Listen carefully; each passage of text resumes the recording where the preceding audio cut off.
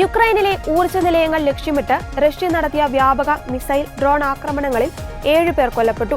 Drone താമസ കേന്ദ്രങ്ങളിൽ പതിച്ചാണ് Dnipro നഗരത്തിൽ 3 പേർ കൊല്ലപ്പെട്ടത്.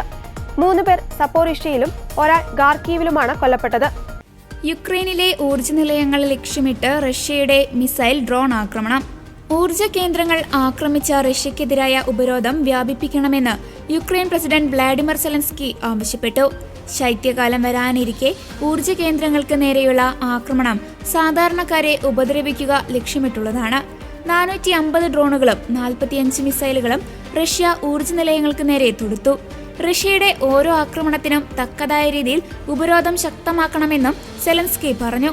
കീവ്, പൊൾട്ടാവ, ഖാർക്കീവ് മേഖലകളിലെ പല ഊർജ്ജോൽപാദന കേന്ദ്രങ്ങൾക്കും ആക്രമണത്തിൽ തകരാർ നേരിട്ടിരിക്കുകയാണ്. പൊൾട്ടാവ മേഖലയിലെ ക്രെമൻചുക്, ഹൊരിഷ്നി പ്ലാവ്നി നഗരങ്ങളിലെ വൈദ്യുതി വിതരണം പൂർണ്ണമായും നിലച്ച അവസ്ഥയിലാണ്. 2022 യുദ്ധം തുടങ്ങിയതിനു ശേഷം ഊർജ്ജ കേന്ദ്രങ്ങൾക്ക് നേരെ റഷ്യ നടത്തുന്ന ഏറ്റവും വലിയ ആക്രമണമാണിതെന്ന് സർക്കാർ ഉടമസ്ഥതയിലുള്ള ഊർജ്ജോൽപാദന കമ്പനിയായ സെട്രെനെർജോ പറഞ്ഞു. യുക്രൈന്റെ കിഴക്കൻ നഗരമായ പൊക്രോവ്സ്ക് റഷ്യൻ സൈന്യത്തിന്റെ നിയന്ത്രണത്തിലേക്ക് നീങ്ങുന്നതായി റിപ്പോർട്ടുകൾ.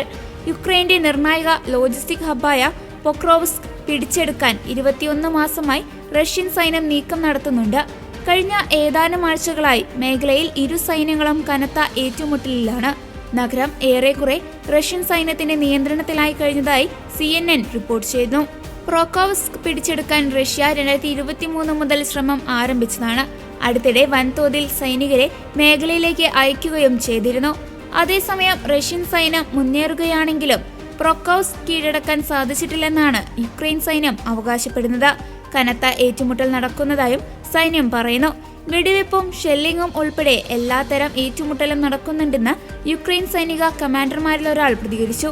അതേസമയം 3 പേരടങ്ങുന്ന ചെറു സംഘങ്ങളായാണ് റഷ്യൻ സൈന്യം മുന്നേറുന്നത് എന്ന് റിപ്പോർട്ട്. യുക്രൈൻ ഡ്രോണുകൾക്ക് ഇത്രയും പേരെ ഒരുമിച്ച് നിരീക്ഷിച്ച് ആക്രമിച്ച് മുന്നേറ്റം തടയാൻ സാധിക്കുന്നില്ല. ഗ്രൂപ്പിലെ 2 പേർ കൊല്ലപ്പെട്ടാലും മൂന്നാമത്തെയാൾ മുന്നേറുകയെന്ന തന്ത്രമാണ് റഷ്യ സ്വീകരിക്കുന്നത്. ഇത്തരത്തിലുള്ള നൂറുകണക്കിന് സംഘങ്ങൾ ഓരോ ദിവസവും പൊക്രോവ്സ്കിലേക്ക് എത്തുകയാണെന്നും യുക്രൈൻ ഡ്രോൺ യൂണിറ്റിലെ ഒരു സൈനികൻ പറഞ്ഞു. ഡോണെറ്റ്സ്ക് മേഖലയിലേക്കുള്ള കവാടമെന്നറിയപ്പെടുന്ന പൊക്രോവ്സ്ക് ഇത്രയും കാലം റഷ്യക്ക് കീഴടക്കാൻ സാധിച്ചിരുന്നില്ല. യുക്രൈനിൽ നിന്ന് പിടിച്ചെടുത്ത് റഷ്യ തങ്ങളുടെ രാജ്യത്തോട് കൂട്ടിച്ചേർത്ത ഡോണെറ്റ്സ്ക് മേഖലയിലെ പ്രധാന ലോജിസ്റ്റിക് ഹബ്ബാണ് പൊക്രോവ്സ്ക്. യുദ്ധത്തിനു മുമ്പ് 70,000-ഓളം ജനങ്ങളുണ്ടായിരുന്ന നഗരത്തിൽ നിന്ന് നിലവിൽ എല്ലാവരും ഒഴിഞ്ഞു പോയിരിക്കുകയാണ്.